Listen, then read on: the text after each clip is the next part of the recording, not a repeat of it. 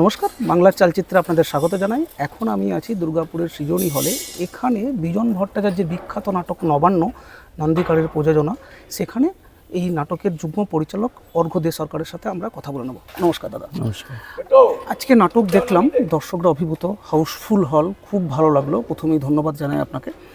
আমার প্রশ্ন, এখন তুলনামূলকভাবে দর্শকের মন চেঞ্জ হয়েছে, অর্থাৎ রুদ্রপ্রসাদবাবু যখন শুরু করেছিলেন তখনকার দর্শকের মনন আর এখনকার মনন পরিবর্তন হয়েছে। সোশ্যাল মিডিয়া এসছে, মানুষের হাতে মোবাইল, এন্টারটেনমেন্টের দুনিয়াটা আরও হয়ে গেছে। দর্শক কি কমে গেছে কোথাও মনে হচ্ছে?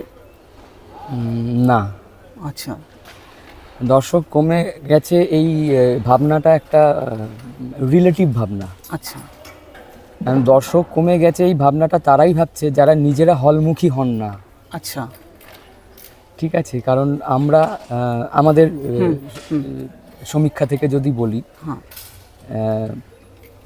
আমাদের কলকাতাতে হ্যাঁ, এবং আরও কিছু মফস্বল মফস্বলে যখন শহরে শো করতে যাওয়া হয়, হ্যাঁ, সেখানে প্রায় একটা নিয়মিত অন্তরালে নাটক চলতে থাকে এবং দর্শক হয়। আজকে এবং যেমন দুর্গাপুরে দর্শক দেখলাম, হয়। দর্শক হাউসফুল, এবং দর্শক হয়। আচ্ছা, তো দর্শক হচ্ছে না বা এই চাউটটা যদি আমাকে সত্যি প্রমাণ করতে হয়, তাহলে আমার এমন কিছু এই মুহূর্তে তো আমাদের সব কিছুই হাতের মুঠোয়, হ্যাঁ, তাহলে আমার এমন কিছু ছবি বা ভিডিও থাকবে যাতে করে পরিষ্কার বোঝা যাবে যে সিটগুলো ফাঁকা। হ্যাঁ, ও এই পাশে মঞ্চের ওপর রয়েছে 20টা লোক, হ্যাঁ, মঞ্চের এ পাশে রয়েছে 4জন বা 5জন দর্শক। সেই ছবি কিন্তু কোথাও আমি দেখিনি, আমরাও আজকেও দেখতে পেলাম না। হ্যাঁ, যেটা দেখা যায় হাউসফুল ছবি, প্রচুর লম্বা লাইন, টিকিটের একটা লাইন, আর এই বেরিয়ে যাওয়ার পর এখন একটা এই সামাজিক মাধ্যমকে ইউজ করা হচ্ছে, বেরিয়ে যাওয়া আমাদেরও হচ্ছে।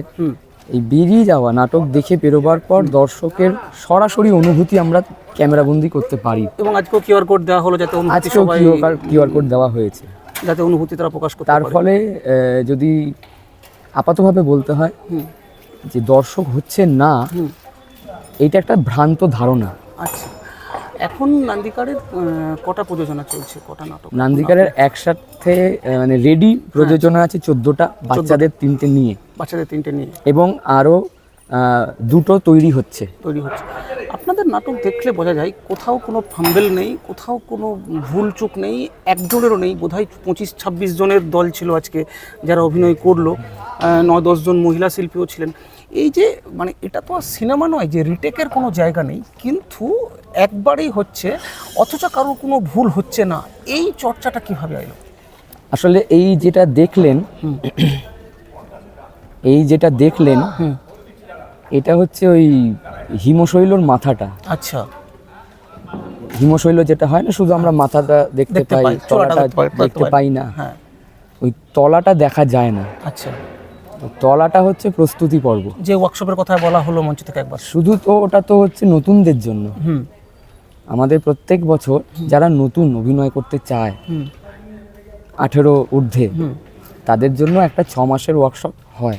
আচ্ছা, আর যারা বাচ্চা শিশু 5 বছর থেকে 17 বছর পর্যন্ত, তাদের জন্য প্রতি রবিবার করে একটি নাটকের ক্লাস হয়। আচ্ছা, কিন্তু এইগুলো হচ্ছে যারা নতুন তাদের জন্য।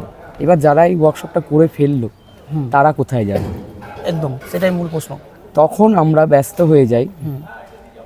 আমরা যারা এই ওয়ার্কশপ তৈরি করলো বা ওয়ার্কশপ থেকে তৈরি হলো অভিনয় করবে বলে বা অভিনয়ের সম্পর্কিত অন্য কোনো কাজ শিখবে বলে, আমরা নিয়মিত চর্চা করি আমাদের। আচ্ছা, ওটাই আমাদের রীতিনীতি এবং অনেকেই এই পদ্ধতিতেই করে। আচ্ছা, এবং এখনো পর্যন্ত এই চর্চা, এই সাধনা, এই পরিশ্রম, আসলে এটা তো একটা শিল্প চর্চা।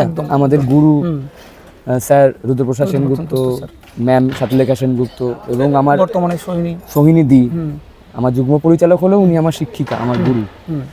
তো ওনাদের কাছ থেকে আমরা প্রতিনিয়ত এটাই শিখে আসছি, শিল্প চর্চার কোনো নির্দিষ্ট সিলেবাস বা ডিগ্রি হয় না। ওটা প্রতিদিন, মানে আজকেও অভিনয় করতে করতে এখানে আমরা অনেকেই আছি যারা অনেক কিছু শিখলাম। আচ্ছা, অনেকেই, এবং সেটা নিয়ে আমরা আলোচনাও করেছি আচ্ছা। কিছুক্ষণ আগে। আচ্ছা, তো এটা প্রতিদিনের ব্যাপার।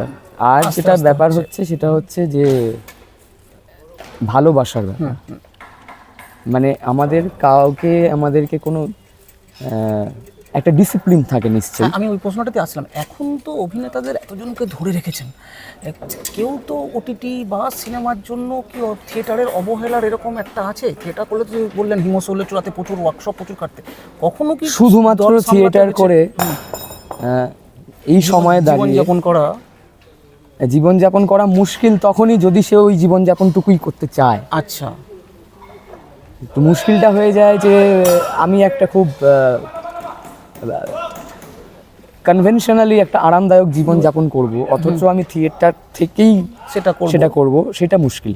আচ্ছা। প্র্যাকটিক্যালি দেখতে গেলে সেটা মুশকিল।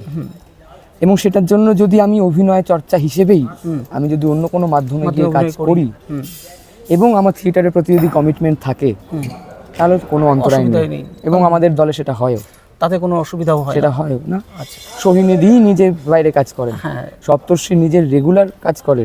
আচ্ছা, এবং সপ্তর্ষি মানে আমাদের কাজের প্যাটার্নটা হচ্ছে সপ্তর্ষি কাজ করছে বলে যদি কোনো রিহার্সাল বন্ধ হয়, হ্যাঁ, কাজ করে ফিরে এসে ওই দিন রাতে আমরা হোল নাইট জেগে সেই রিহার্সাল করি। সেই ডেডিকেশন সেই খাটনিটা কিন্তু ওর সব থেকে বেশি হয়, কারণ একটা কাজ করে এসেছে, কারণ ওই মাধ্যমে টেলিভিশন মাধ্যমে কাজের কোনো সময়ের নেই, বাধা ধরা কিছু নেই, বাধা ধরা সময় নেই। না, ওটা 10টা 5টার চাকরির মতো ব্যাপার নয়। ওখানে যতক্ষণ সে কিন্তু সে আনন্দ করে সেই সময়টা আসছে। আচ্ছা, পরিশ্রমটা হচ্ছে ঠিকই, কিন্তু সেই পরিশ্রমটা আনন্দের পরিশ্রম হচ্ছে। আচ্ছা, এবার সে যদি আনন্দ করে পরিশ্রম করতে পারে, তাহলে আমাদের কাছে গোটা রাত জায়গাটা তো কোনো ব্যাপার নেই।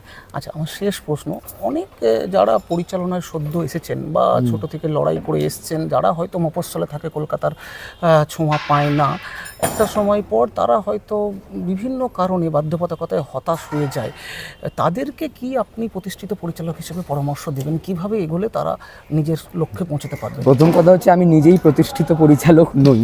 আচ্ছা, আমার এই নাটকের মধ্যে দিয়ে পরিচালনার হাতে খড়ি। আচ্ছা, সুতরাং এই পরামর্শ দেওয়ার আমি যোগ্য লোক নই। তবুও কিন্তু আমি এইটুকু আমি বলতে পারি, হ্যাঁ, অনেক ভালো ভালো নতুন পরিচালক উঠে আসছে, নিশ্চয়ই তাদের কাজ স্বীকৃত হবে কোনো না কোনো দিন। কারণ আসল স্বীকৃতি আমাদের সরাসরি এই দর্শকের থেকে পাই আমরা। আচ্ছা, একদম ওর থেকে জেনুইন, মানে এই অভিনয়টা শেষ হওয়ার পর ওই কয়েকটা মুহূর্ত একটা সাইলেন্স থাকে, তারপর হাততালিটা ওঠে। একদম একদম, ওই মাঝখানে 2-3 সেকেন্ড পজটা থাকে। ওই পজটা কিন্তু হচ্ছে একটা মানে না কথা বলা, একটা আদান প্রদান।